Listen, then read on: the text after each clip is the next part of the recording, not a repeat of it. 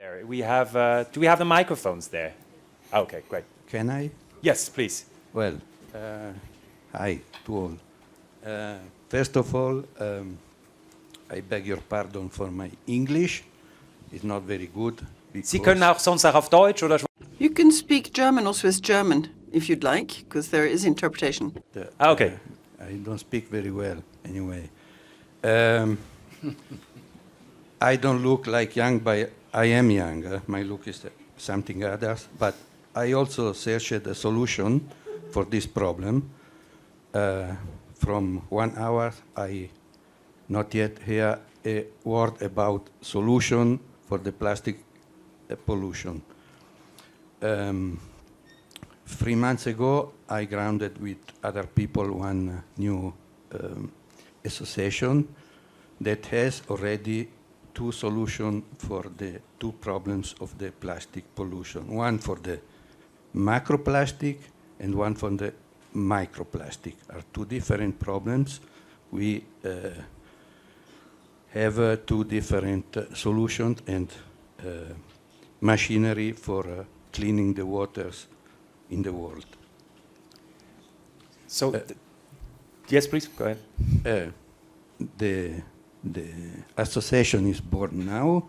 We start now to work. I hope we can next year bring some results to you. The association name is Hydrosphere Association. In 2 weeks you can find online the website, not yet ready. Okay, before we go too much into advertising or so, but it's just good to know that there are initiatives and there are ideas.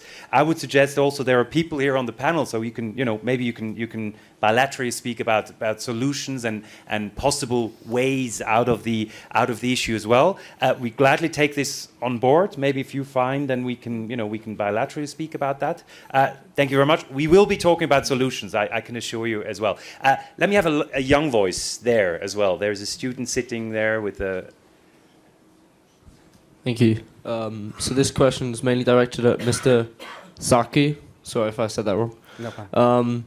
You talked a lot about behavior and the effect this can have on the consumption and production.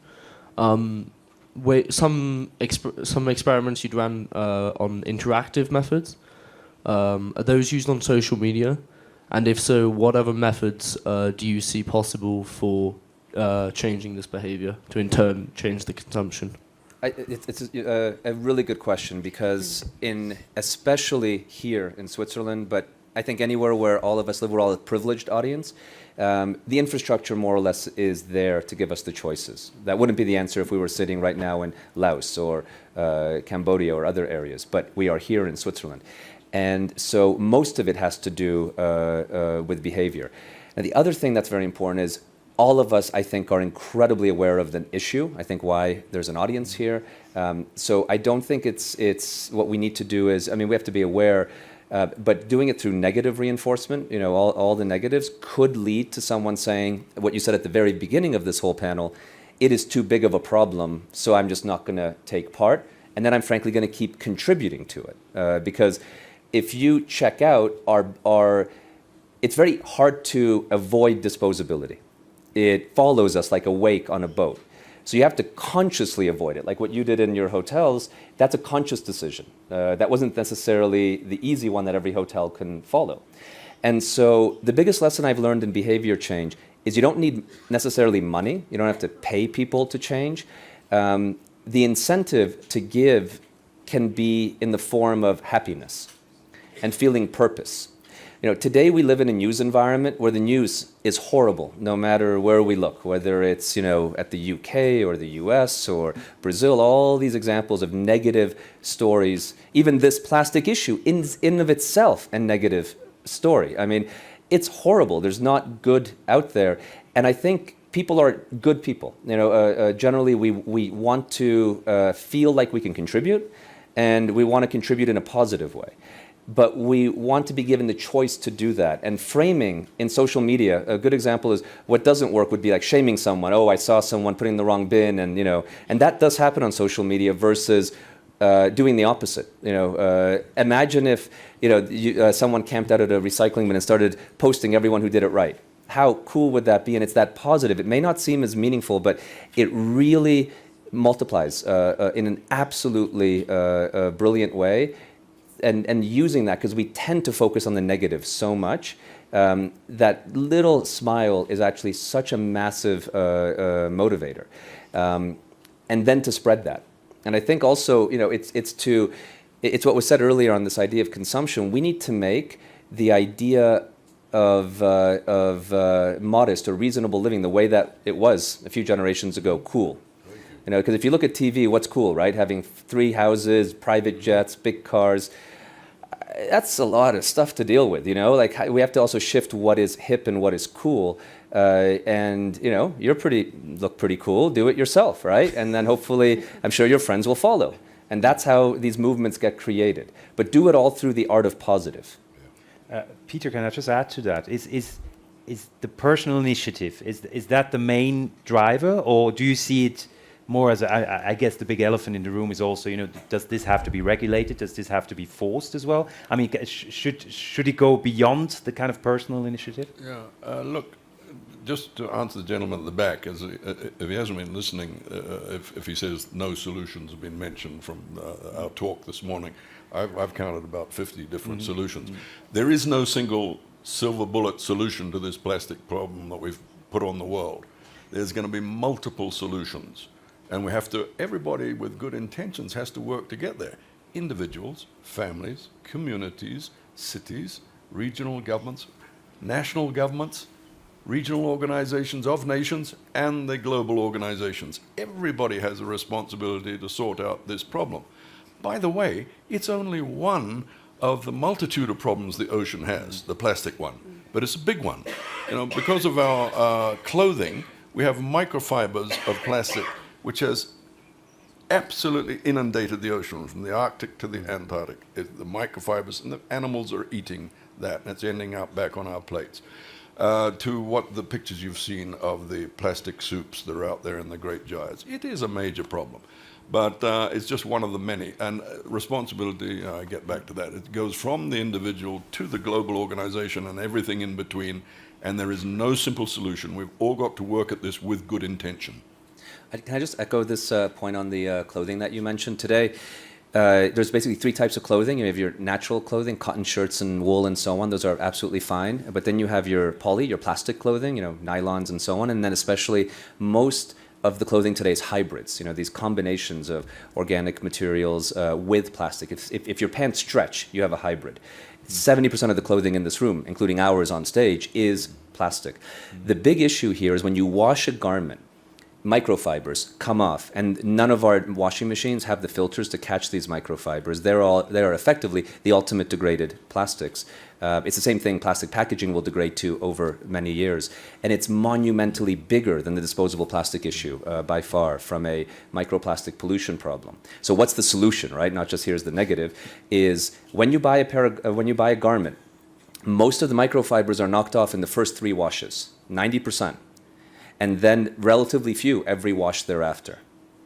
It's important to note that an average, I know it's for women, an average woman in the Western world today buys 67 garments per year and uses them on average 3 times before disposal, which is exactly the maximum of the washing issue. So the solution is buy awesome clothing that you're going to love and enjoy for a very long time to avoid this, or just buy someone's used clothing that was hopefully also awesome and enjoyed. Very good, very hands-on solution. Yes, May I Gloria. ask Tom one question? So this year we started that all the uniforms that we have in our organization are made of recycled plastic. How does that statistic apply to recycled plastic material? Exactly the same. So Exactly the same in 3 yes. washes? Yes, exactly the same. Because it's when a new item is made, there's a lot of lot that can come off in the first cycles. So, but the real answer here is keep those moving. As long as the staff aren't rotating through the shirts very quickly, it's better than if they have high rotation. So, the question is, if you have seasonal staff, can that garment travel to the next one, or does it end with that staff member? It's a big question here is about making things last. That's a foundational solution to a lot of this. But it's also important to look at these externalities, right? Yeah. And then because it's a really incredible decision to go to recycled plastic. That's really big. And then the more information you have, the more you can point that in the right direction. But I would challenge you then, because we're looking at alternative products that are not recycled plastic, but you realize that the organic materials don't Lot of have water the use. don't have the Yes, water lifespan use, yeah. that the recycled materials. And I believe this questioning comes back to the mention of Peter, that there's no cookie cutter solution. Yeah. You just have to keep on Yeah. moving, learning around the process, but really start moving. And I'd say its lifespan is the key, right? That the life- is yeah. the great Maybe let me divider. see whether we've got other questions here. Yeah, we've got some. So hard to pick. Oh, someone's waving like crazy there. So we were going to give him the the mic. Please make it as short as possible. Maybe. All right, I'll try to keep it short. Hi, my name is Christian. I work with LinkedIn, and thank you so much for all being here. I would like to. My question is about scalable and financially sustainable solutions to plastic pollution. So, for example, Mr. Thomson, you talked about personal choice, refuse, reduce, recycle. I don't want to sound like the negative guy in the room, but it sounds like a lot like the climate change movement when people were talking about taking shorter showers or stop taking hot showers, all these different things. We're always talking about behavior change and not about potential real incentives for people to change their behavior. It seems to me that people's just willingness to change is not just strong enough. And I honestly don't want to come back here 10 years from now and see the same panel. I think nobody wants that. So my question is about scalable solutions to plastic pollution, and especially plastic is too cheap to be recycled, right? We've talked about this as well. What is actually needed to solve the problem at the source for this non-recyclable plastic? Are we talking about a plastics tax, like potentially a carbon tax? And especially for Tom, I would love to hear from you regarding technologies to potentially replace this type of plastic. Do we have this type of technology, and is it actually scalable and sustainable? Thank you so much. Well, I think we had the answer to your questions. Everything would be solved like that. But as we've said, it is a very complex situation. And I don't want to be the negative guy in the room either. I'm a grandfather. I've got to give a world to my grandchildren, which is livable in. So the climate change movement, I'd just like to say that this is not about movements. This is about the fundament. Our climate is changing. Our ocean is changing. All of us are involved, you know. And so, you know, this is, as we've been talking about responsibility today, this is what it is. It's about individual responsibilities going up to the government responsibilities. I'll let Tom answer the second part of your question, but I would say that I am neither an optimist nor a pessimist. I'm a pragmatist. I believe in governance and taking action, pragmatic action to change things. And that's what we're doing. And I think it was Heraclitus who said, that was the first person to say, has been said a million times since, that change is the one constant. I live in a house in London which was a house for horses 100 years ago. There are 10,000 houses like that in central London. They're the Mews houses. They were for the horses. Why? Because 100 years ago there were no cars. Everybody was going around on horses, right? Change happened overnight, and suddenly everybody's in cars. The next change, for the better, is going to happen very quickly as well. Let's be part of the change. Yes, please. No, and I think the interesting metaphor when you say from horses to cars is, I think, the questions we need to ask here, because the car just is better than the horse for a whole host of reasons. And why did plastic win really in 1950? That's when this all came about. You said you remember pre-plastic. And I'm sure there's others in the room that remember it too. I just romanticize over it myself. But what did it come to? Two things. It beat what was there. It was better. And what people wanted was cheap and convenient. And what I think the key challenge is, and this goes to everybody, this goes to young folks, entrepreneurs, large organizations, governments, to set the stage and then to think about what are the models through which we don't have this addiction to disposability, that are in fact ideally better for the consumer, because I believe that is what's going to really be the goal. If we do it through sacrifice, it's going to be always a small group. But if we can do it through improvement and bringing out the future, that is going to be what's really going to change the world. And we see this already in sharing economy. I mean, look at what Airbnb, for example, did in the hotel industry. And they are incredibly big and have done a lot of. Say the travel industry. Oh, the whole, right? What has happened there, and that's an example of sharing. What has Uber done in the transportation market? What has bike sharing done? I think if we really think about these, there's lots of opportunities within them to explore and to bring out a better world where this is no longer the case. Can I just And take Tom, up with that? it, so if I just may, Yeah. because Tom said cheap and inconvenient were the winners, right? Which they were. He's quite right. And we were sold a dummy there, as we now know when we look at the ocean and look at our climate. We were sold a dummy that cheap and convenient is the way to go, the throwaway society. It was not the way to go. It's got us into the mess we're in now. So I'm hoping that the change that is going to come, and I do believe, change is that constant. We're going to change for the better. We're going to change in a way that it's not cheap and convenient. We're going to change in a way that's going to put us back into a relationship of respect with the environment on which we depend for our existence. I'm just wondering, Heather, do you think to force that change? And that's part of that question as well. Maybe we have to force people as well, be it via taxes or the incentives is one thing, but maybe regulation is needed there as well. What are your thoughts about that? Yeah, I mean, there isn't one solution. We've said that multiple times, but there is a huge portfolio globally of solutions out there. Some of those are developed at the grassroots level. Some of them are led by government. Some of them are led by huge change we're seeing within businesses. So we're seeing supermarkets, we're seeing the big drinks companies, we're seeing the packaging companies on the case, forming alliances, changing the way they do things. It's being taken very seriously because of the responsibility of what's happening, the awareness of what's happening, and from customer pressure. So there is a role for factually correct, optimistic social media in that way. Politicians are saying that their inboxes are full of questions about what they're doing about plastic. The same applies to businesses. So it is a time of unprecedented attention on this issue and an opportunity to have your voice to be part of that. And that means that the businesses make it a lot easier for you. If you go into a store and you can't buy damaging stuff, even if you're reducing the stuff, then it's an awful lot easier. If you're out and about with your refillable bottle and you know it's going to be super easy to refill it, then it all starts to normalize more sustainable behavior. It makes it easier for us to implement more sustainable behavior, and it reduces the temptation for higher consumption that is less sustainable. So I think we're moving in the right direction, but it isn't something you can say, oh, it's the responsibility only of business, it's the responsibility of only of youth. It's a tax is going to work. I mean, it does in the UK.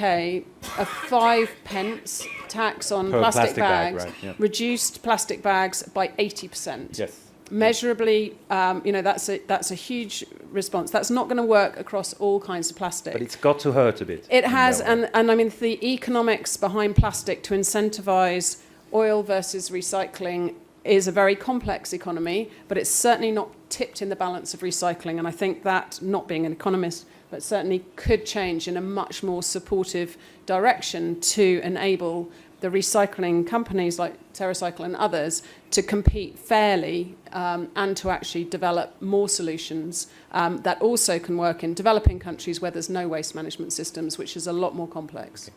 Speaking about fair, I have the impression I have unfairly treated this side of the audience because I've always gone, yes, he agrees, so maybe I'll give you that. Or, shall we take, yes, please, shall we take the female student there, and I don't forget you, we'll come to you afterwards. So there's a really big zero waste movement going on right now, and I was wondering, how do you think, because a lot of people buy like one-use plastic for convenience, like in supermarkets, how do you think supermarkets and things like the fashion or beauty industry and the sport industry could reduce the one-use plastic to aid consumers as well in becoming more zero waste? I think that would be a question for Tom, I guess. Gosh, it's a really, really good question. I'm going to flip it, right? You're absolutely right. There's a zero waste movement, and thank goodness. And here's the way to think about, I think, the producer and the retailer, those actors. Their job is not so much to give us, to force things upon us. Their job, and this is what market research is, focus groups, all this whole industry is to figure out what you want and to give that to you in the best, most cool, affordable way possible. And maybe then to extrapolate on what you want, to think about what you may want tomorrow. But that's about it. right? So think about in the beverage industry. Carbonated sales, like sodas, are going down. So what are the large companies in that space doing? Investing in more healthy drink choices, because that's what you want. And so what's going to be the leading goal in this? Because I work with all these organizations, and I always see them say, is the consumer ready? Will they follow? It's always about the consumer, is to start demanding those things. And if they're not available, start writing them. They take their social media ridiculously seriously. They take their customer service. It's unbelievable how seriously they take it. That's what they make their decisions on. So complain. Complaining does so much in today's, especially social media space, that the little voice amplifies in a way that is much bigger than you would ever expect in the actual decision-making rooms, where people are making a decision on 20 posts that may have happened and really acting. And so do that, and those choices will start appearing in front of you. And then especially when they appear, vote for them with your money. Because if they appear and you don't vote for them, they're gone. And once they're gone, they're very hard to bring back again, because then the companies internally will say, we tried authentically, and the consumer didn't want it. It takes another 10 years for that to be tried again. And so it's very much in that mode, because until that happens, they won't have the internal ability to put it out. Thank you very much. We'll take one more question from you. I'm so sorry for all the others. The shorter it is, of course, the better the chances that we... Thank you. So may I ask you to use the headsets, because I like to talk in German, of course. In German, yeah. Thanks also dass du die Linken auch zur Wort. I'm grateful that you've also given the floor to the left side of the room. Let me begin by correcting 2 points raised by Tom. In Switzerland, we don't have landfill. Household waste is incinerated in very sophisticated units. We don't have any laws as to how we should handle plastic waste. It's left up to us. And the initiative of the kids, they're actually my students, is a good example of this. It took us a year, Urs. The most important part was to get the people of Davos to join in, to follow the project. They went to all the schools, they provided information, talked to the children, to the parents. They handed out loads of leaflets, and they made a very detailed presentation, which was on a site which got a lot of hits, and then the plastic bags were handed out. This was the basic work they did, and they did it very well, providing information. And these students showed how important information and training is. We haven't said much about that. I'm glad to see that everyone here has the same intentions. 20 years ago, it would have been different. And perhaps in the American Congress, it would be different today as well. There'd be opponents. But I think explanation and information is crucial. That's where we don't have curricula for the schools, and a lot more needs to be done about providing curricula in the schools to train and teach the children. Thank you very much. I think that's a very useful message. Cathy as well, because that's the the main question here or issue was: are we teaching it enough, or are young people aware of it enough? Should it be part of a curriculum? Shouldn't we not talking too much about, I don't know, new technologies, but also going back to the basics and what does it mean for the environment? Yes, thank you so much for raising this point. I think it's so important to start in the classroom. When we talk about, extrinsic versus intrinsic motivation, I think what starts in the classroom is teaching students about values of restoring nature, conserving, innovation. And these are the same kinds of values that can inform the skills for the jobs of the future. And I know a lot of these students are going to be thinking about what's next for them after graduating.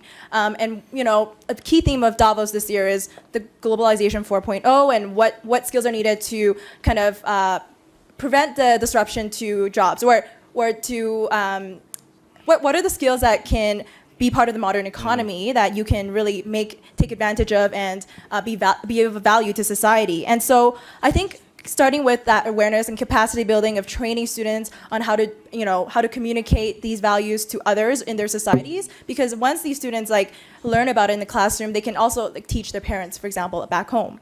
And so there was I'm from the Ottawa, Canada hub of the Global Shapers community, and one of my fellow Global Shapers implemented a project called Robot Missions, which basically is a robot designed with 3D printed materials that also is powered by artificial intelligence to basically pick up plastic litter, microplastic litter from beaches. And this is it's more than just about picking up plastic in this case. It's more about the impact of this robot on kind of shaping the narrative around STEM education, so science, technology, mathematics, engineering, and how important that is to shaping the innovation of the future and how youth can really play a big role in it. So I think really big kudos to you for supporting our youth and really teaching them the values of restoration, conservation. And we have heard yet another solution or yet another trial to solve that problem. Thank you so much. We stretched the time limit a little bit. I'm so sorry for everyone who wanted to contribute and didn't have the chance to, but I think we all agree that this is an ongoing discussion anyway. So it's just the start of a bigger and wider discussion. And thank you very much for the students and their initiatives, for the economy and their initiatives, and the political initiatives as well. I think we all agree as well that it needs all people involved in that as well. And I think we're on a good way if the students learn that as a curriculum as well, or if they don't use plastic at all in schools like your granddaughters as well, Peter. I think you join me in a big applause for all the panelists. Thank you so much.